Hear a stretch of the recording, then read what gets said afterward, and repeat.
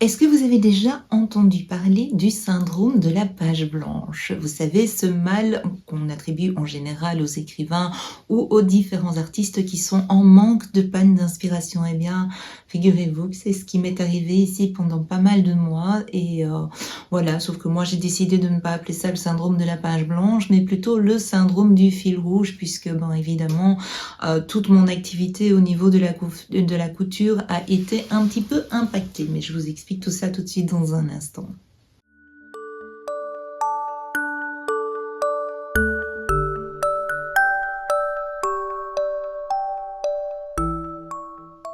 Bonjour, je suis contente de vous retrouver après quelques mois d'absence et je m'en excuse. Ce n'était pas un manque de volonté de ma part, mais plutôt un petit problème de santé. Donc pour la petite histoire, il faut savoir que en novembre 2022, donc oui, il va y avoir bientôt un an, j'ai raté 3 marches d'escalier et je me suis cassé malheureusement un orteil et puis fait quelques entorses sur le côté droit du pied. Qui m'a valu le placement d'un premier plâtre et puis d'un deuxième plâtre, et puis après avoir retiré le deuxième plâtre, malheureusement il y a eu des complications et j'ai développé ce qu'on appelle une algoneurodystrophie. Donc une algoneurodystrophie, c'est quoi? C'est un syndrome assez complexe, donc qui porte ce nom d'ailleurs, qui fait que c'est comme si mon cerveau n'avait pas enregistré que mon pied n'était plus cassé. Donc je suis restée immobilisée pendant pas mal de mois, assise à travailler dans mon fauteuil, dans ma méridienne. Heureusement que j'ai une société qui est super compatissante et qui m'a permis quand même de pouvoir continuer de travailler. Mais évidemment, au niveau privé, ça a un impact qui est vraiment négatif, dans le sens où, évidemment, je ne sais pas rester en position assise assez longtemps, ou évidemment, je ne savais pas non plus pouvoir coudre, puisque qui dit couture, dit utilisation du pied. Donc oui, effectivement, j'ai changé mes machines. J'ai des machines qui me permettent de coudre sans pédale, en fait, du moins la machine à coudre, mais au niveau de la recouvreuse, au niveau de la surjetteuse, c'est pas le cas, et donc systématiquement, quand je couds, j'ai dû revoir un petit peu mes habitudes, c'est-à-dire le faire vraiment étape par étape et vraiment de façon structurée, de façon parcelée, donc petit morceau par petit morceau, ce qui veut dire que j'ai eu l'impression de ne pas avancer, et donc systématiquement, quand on ne se voit pas avancer, la motivation, évidemment, en pâtit, et il faut savoir aussi que comme je suis immobilisée depuis bientôt un an, au niveau physique, les jambes ont quand même vachement pris et on va pas tourner autour du pot, donc je me suis plutôt ankylosée au niveau du bas du corps, et ce qui veut dire que je n'ai pas du tout accepté ce changement physique, et au niveau moral, évidemment ça joue quand même énormément. Donc j'ai essayé de recoudre un petit peu pour moi, mais j'ai eu l'impression que tout ce que j'entamais, il y avait rien qui fonctionnait, donc tout était complètement raté. Donc souvenez-vous, lors de ma dernière vidéo, je vous avais montré pas mal de coupons de tissu pour lesquels j'étais super emballée en me disant waouh, ça va être génial, je vais pouvoir me refaire une garde-robe d'été. Tu parles bobonne, le résultat c'était pas du tout ça, hein. Donc voilà, j'avais notamment commencé par coudre ce superbe pantalon. Donc voilà, j'avais acheté ce tissu, cette cotonnade en petit pois noir et blanc, avec un modèle donc du pantalon I Am Panoramics de chez I Am Pattern. J'adorais ce pantalon, donc il faut savoir qu'il a été super bien cousu. Enfin, moi je trouve personnellement, rien à redire au niveau de la couture. Par contre, évidemment, choisir une cotonnade pour ce genre de pantalon, ça le fait pas. Ça tombe super droit, donc ça veut dire qu'on se sent comme un robot en fait. Le tissu ne suit pas du tout le mouvement du corps et ça donne pas du tout le résultat escompté. Donc je l'avais cousu dans un tissu un petit peu, un espèce de tartan aussi assez fluide, et donc j'étais tellement emballée par le résultat que je me suis dit ok, je vais refaire la même chose pour l'été, version pantalon plutôt années 50. Et bien c'était raté, donc voilà, j'ai un pantalon qui est là que je ne mettrai pas parce que c'est tellement moche, en fait ça n'épouse pas du tout les vêtements, donc on a l'impression qu'on marche comme un robot, et enfin franchement je suis complètement déçue. Me dire redéfaire le pan, le drapé qui se met devant, tu oublies, parce que franchement ça donne plus rien. Le pantalon n'a pas du tout de cachet, donc voilà. Alors j'ai essayé aussi de me coudre un premier jeans. J'ai suivi entre autres la formation artisane, donc coudre son jeans 1061. mais 1081 de chez Artisan, mais ben voilà, de nouveau très chouette modèle, super facile à coudre, mais une fois que je le mets, c'est une catastrophe, ça ne va pas du tout. Donc j'avais acheté un jeans assez souple en me disant bah ok, ça va épouser le corps, mais de nouveau bah, quand je le porte sur moi, c'est une catastrophe, c'est vraiment moche, c'est vraiment ça met pas du tout mes formes en valeur, et je sais très bien enfin je l'ai même pas terminé en fait, j'ai même pas terminé le bas. Ceci était censé être ma pièce d'étude. Je me suis dit ok, j'avais acheté des jeans de super bonne qualité pour pouvoir me faire donc un jeans tout ample et porter avec des petites marinières, enfin c'était comme ça que je l'avais vu, hein, donc des idées j'en ai plein, mais une fois que j'essaye de mettre ça en œuvre, ça ne fonctionne super pas.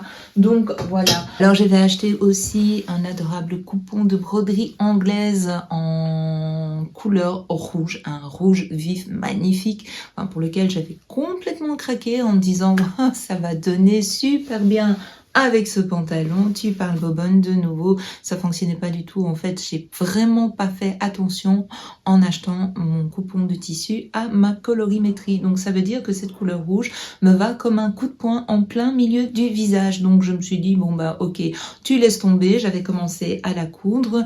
J'avais déjà fait un modèle en bleu ciel que je trouvais super bien au niveau du modèle, mais là j'ai décidé de laisser tomber et je l'ai offert, donc quasi terminé, à ma meilleure amie qui est noire de cheveux et qui a un teint vraiment qui ira super bien avec cette couleur là. Donc de nouveau je me suis précipitée et franchement bah, ça c'est vraiment un conseil que je vous donne en couture. Quand vous investissez dans des tissus, il faut penser à ce genre de détails, parce que si c'est très bien d'acheter, on a des couleurs qu'on adore mais qui ne vont pas forcément à votre teint, et donc bah, ça sert à rien parce que vous allez passer du temps à les coudre, vous allez passer du temps à peaufiner votre travail, et puis bah, à un moment ça va rester dans votre garde-robe.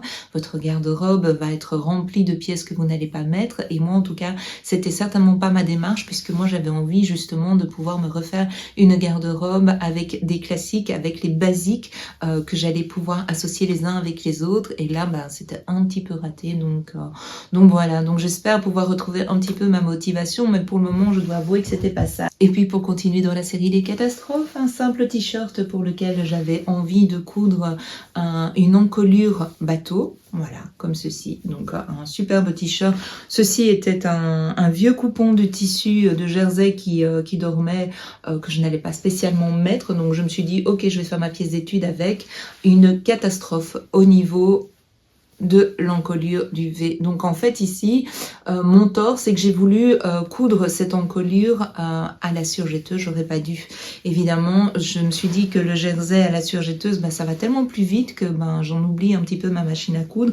Mais j'oublie que quand on a un col en V, comme ceci ici, en dessous, les finitions à la surjetteuse, c'est pas vraiment top. Donc il vaut mieux le terminer d'abord à la machine à coudre. Donc voilà. Et puis, bah, j'ai refait une deuxième pièce d'étude. Je me suis dit ok, ça va plus ou moins fonctionner, donc c'était plus ou moins correct.